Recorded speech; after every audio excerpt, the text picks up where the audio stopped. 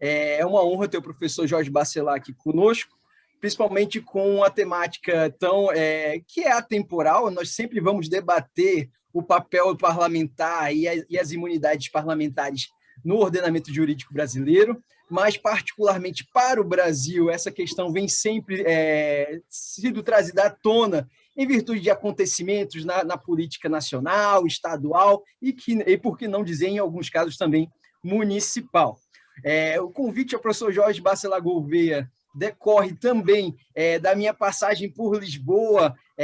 tanto na minha esfera, na minha atividade acadêmica, quanto também eu passei 10 anos da minha vida em Portugal, então eu sou um português de coração, e por isso ter o professor Jorge Bacelar Gouveia, de qual eu tenho muito apreço pela sua trajetória acadêmica. Temos alguns amigos em comum também na esfera acadêmica, e é um prazer ter o senhor aqui. Só para apresentar o professor Jorge Bacelar para quem está nos assistindo nesse momento, ou quem vai nos assistir posteriormente, o professor Jorge Bacelar Gouveia é professor catedrático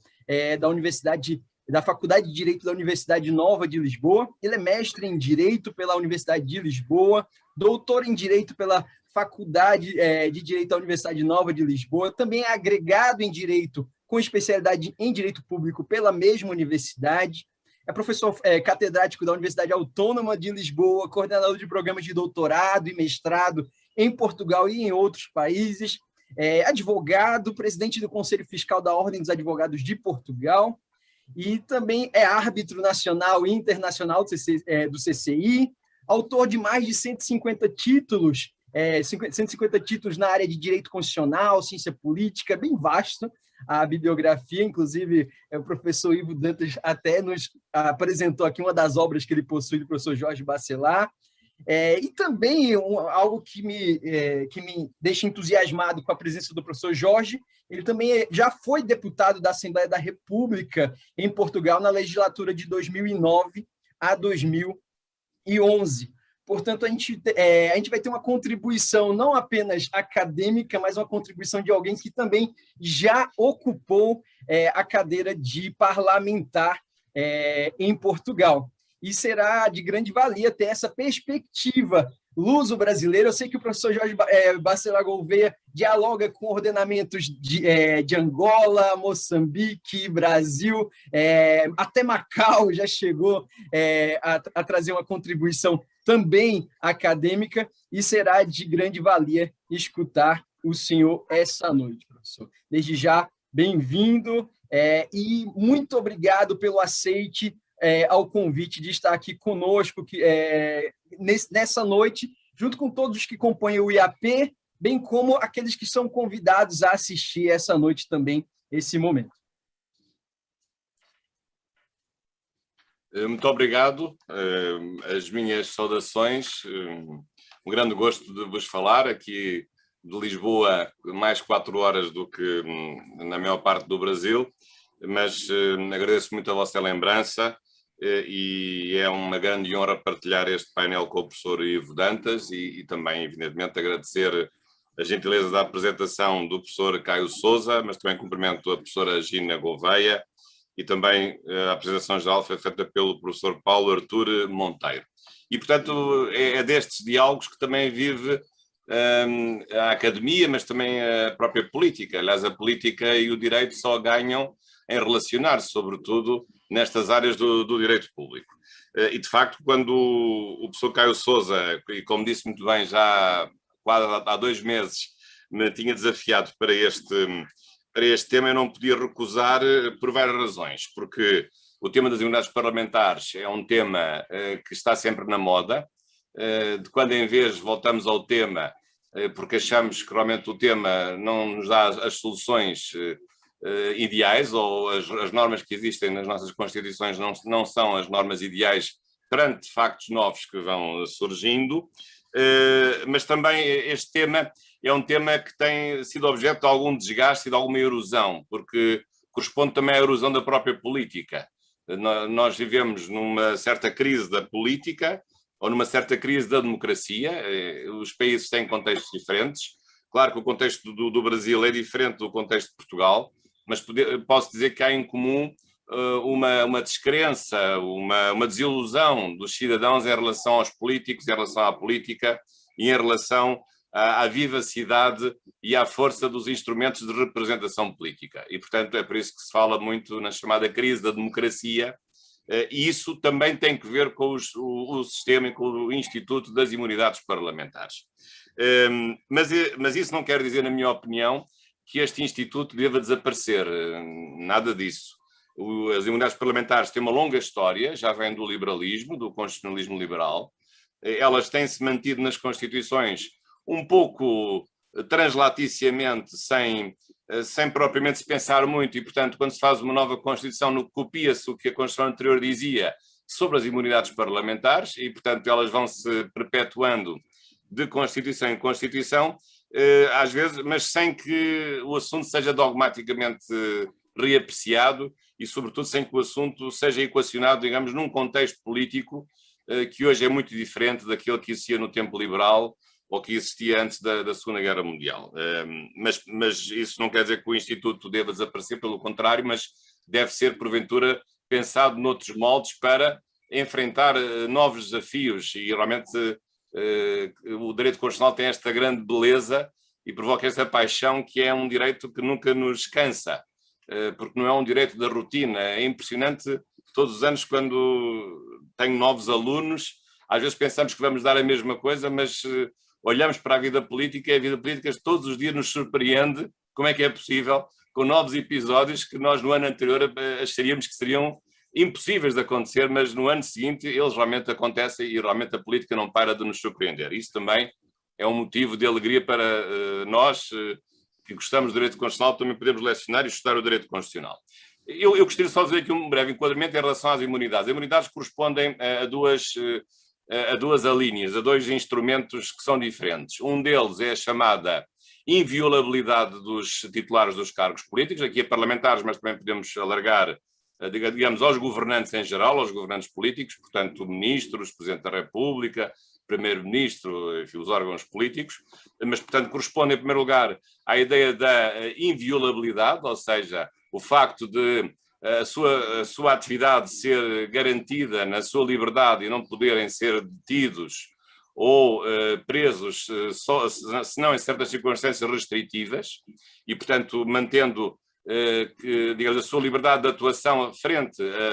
a eventuais perseguições judiciárias que pudessem coartar essa mesma liberdade. E, por outro lado, também as imunidades correspondem àquilo que nós chamamos a irresponsabilidade. Não irresponsabilidade no sentido comum da palavra, ela também existe, infelizmente, em alguns políticos, e não só deputados, mas a irresponsabilidade no sentido de os deputados, no exercício das suas funções, não poderem ser responsabilizados civilmente, ou criminalmente, ou disciplinarmente, ou financeiramente,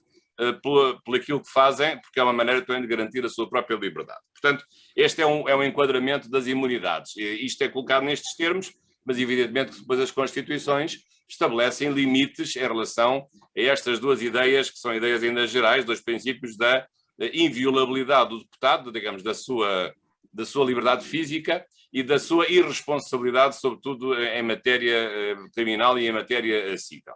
E isto também tem que ver com outro aspecto muito importante, agora falando mais nos deputados, que é precisamente a importância dessas imunidades existirem para garantir que o órgão parlamentar em qualquer sistema político seja um órgão de controle e de fiscalização política, porque se os deputados não tivessem a liberdade de dizerem aquilo que entendessem no plenário ou nos seus comportamentos, a sua capacidade de fiscalização política poderia ficar sensivelmente coartada. E, portanto, é por isso que esta imunidade também deve ser vista no contexto de uma das principais funções do Parlamento, que não é única. Uma delas é a função legislativa, mas a outra, muito importante, é uma função política de fiscalização da atividade da administração e da atividade de outros órgãos políticos. E, portanto, não podemos, digamos, inserir o Instituto da Imunidade Parlamentar da função, de uma das principais funções do Parlamento, precisamente a função de fiscalização. Bom, mas se é verdade que, digamos, a imunidade deve corresponder a uma liberdade, também não é menos verdade que a imunidade não pode corresponder a uma impunidade dos próprios políticos e dos próprios parlamentares. Ora, aqui é que está o ponto, é que muitas vezes, e sobretudo na opinião pública, e as coisas agora têm-se complicado, porque as investigações judiciárias têm sido mais fortes, mais intensas, também porventura há mais momentos de tentação para os políticos, porque os Estados têm mais dinheiro, com estes Estados fiscais em que nós vivemos, os Estados têm mais dinheiro, os Estados têm mais dinheiro, têm mais políticas públicas, e portanto há uma maior tentação de intervir de uma forma ilegítima nos dinheiros públicos, e portanto isso atrai evidentemente a investigação criminal para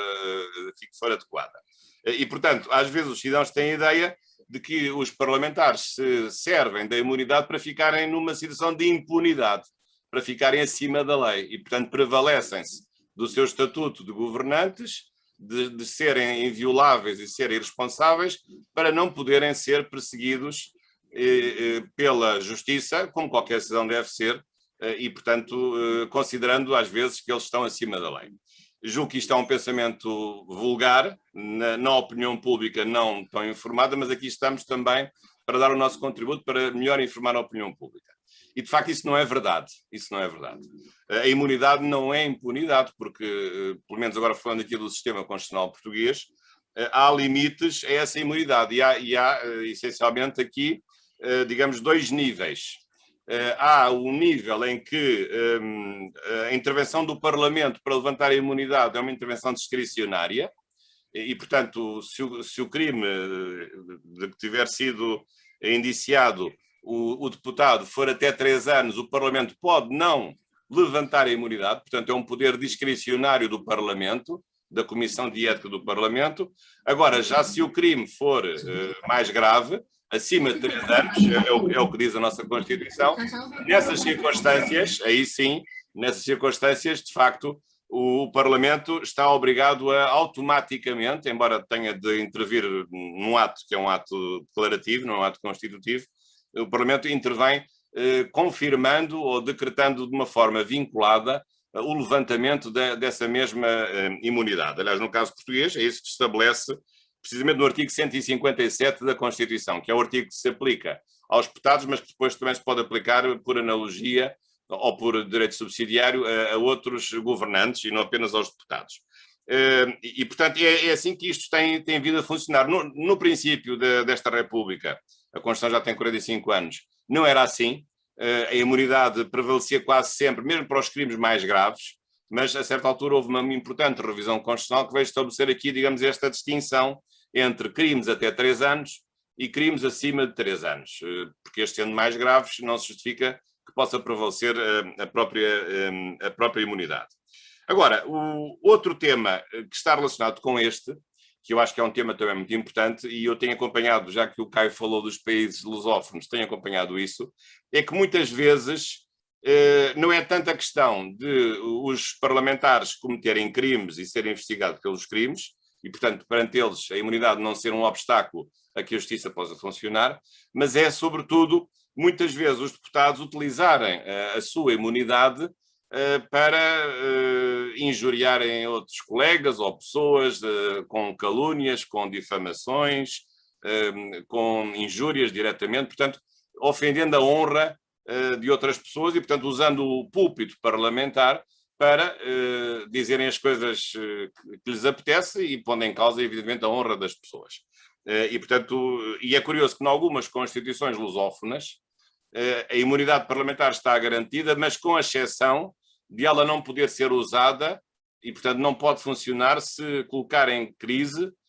a honra das pessoas que sejam visadas no exercício da liberdade de expressão por parte dos deputados no âmbito das suas funções. Portanto, é curioso verificar que estas constituições, também lusófonas, neste caso africanas, que são de uma geração posterior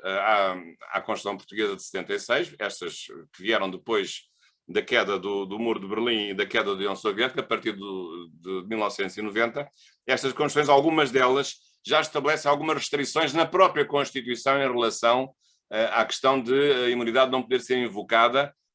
para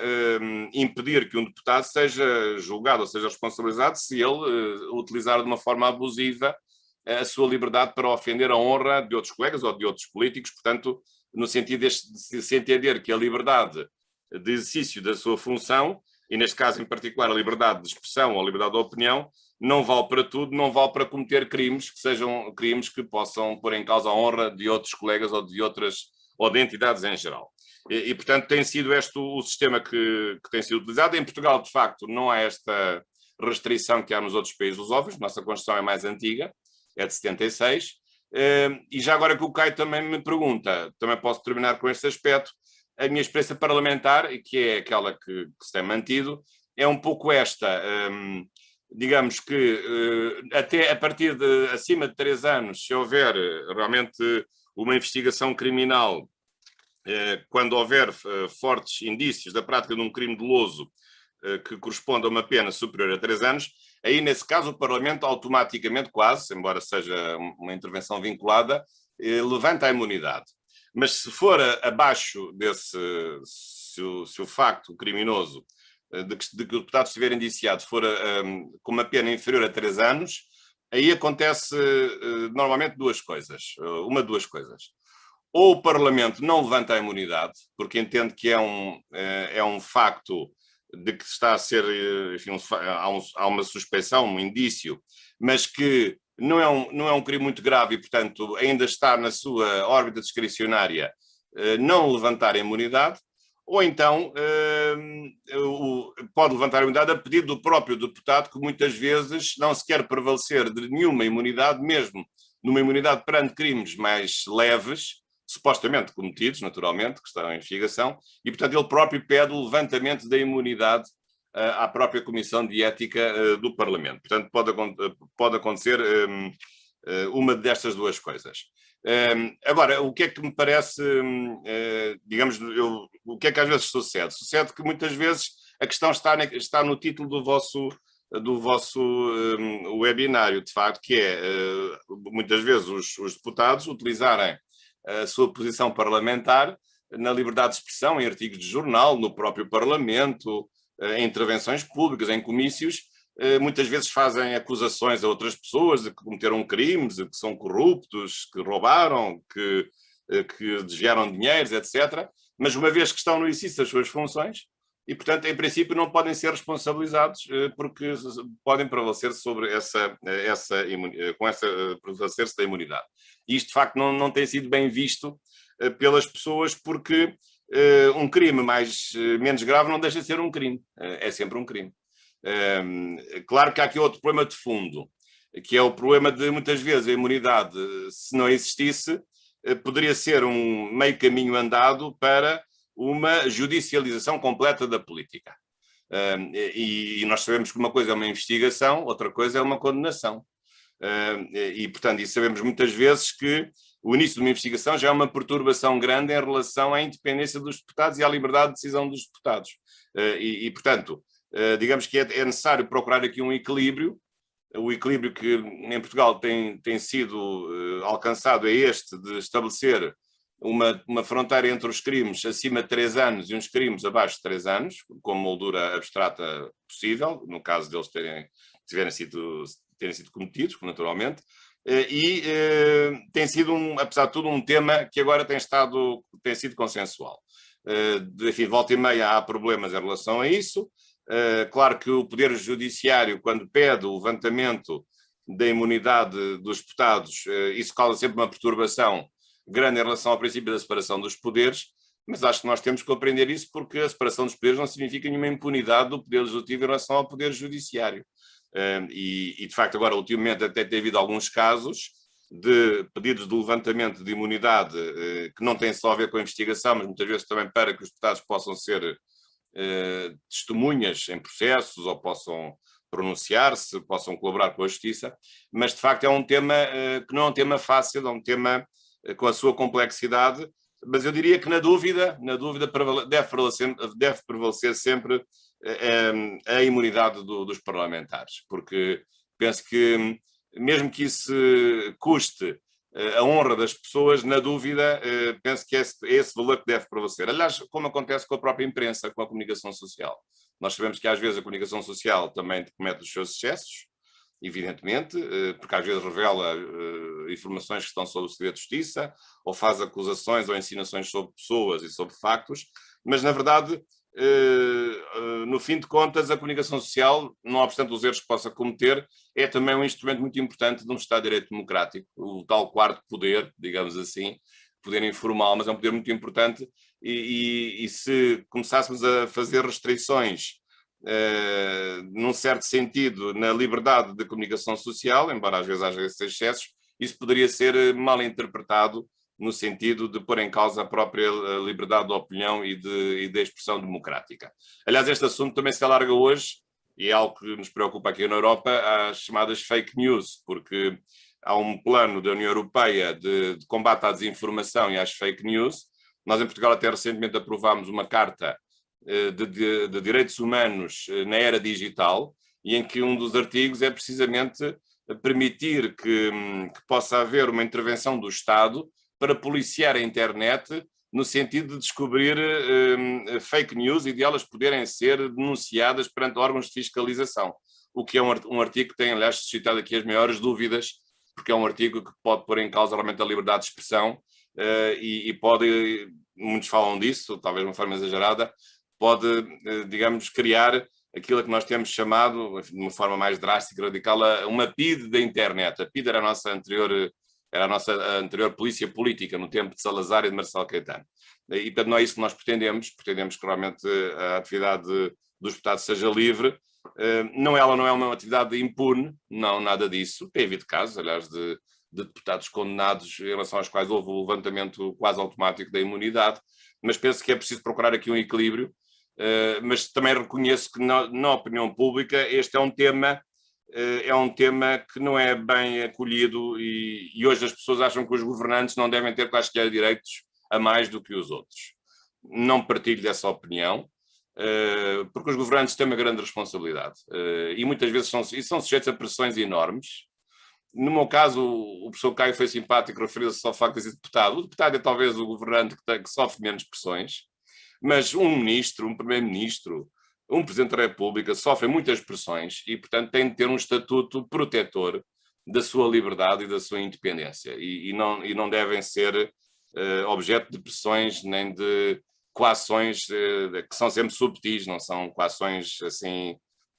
rudimentares, são coações subtis e é preciso preservar essa independência, essa liberdade decisória dos deputados. Portanto, a imunidade, tal como foi construída no século XIX, quando se apareceram as primeiras constituições, essa imunidade visava precisamente a preservação da liberdade deliberativa do órgão e de cada um dos seus membros. E é isso que nós não podemos perder de vista, não obstante a possibilidade de retificarmos e de corrigirmos alguns pormenores deste mesmo regime. E por agora ficaria aqui para não estar a abusar do meu tempo e depois, claro, estarei disponível para o debate e para as perguntas que quiserem fazer. Muito obrigado. Agradeço aí ao professor Caio, agradeço aí